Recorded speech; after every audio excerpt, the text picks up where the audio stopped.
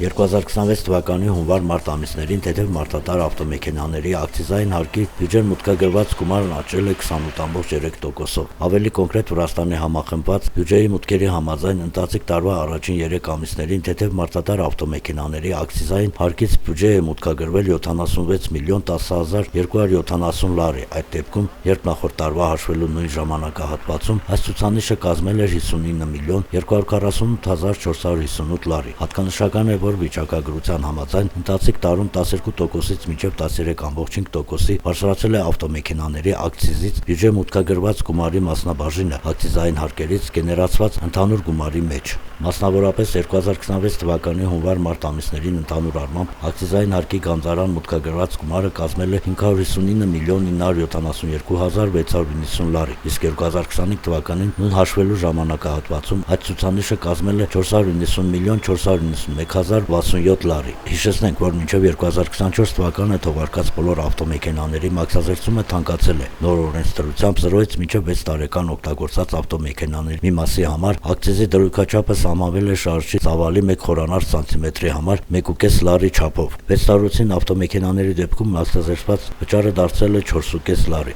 ինչը փաստացի 5.6 անգամ աճած սակագին է։ Օրենքի հին խմբագրությամբ 6 տարուց ավելի վաղ թողարկված ավտոմեքենաների մաքսազերծման համար շարժիչի 1 խորանարդ սանտիմետրը հարկվում է 0.8 լարի ակցիզով։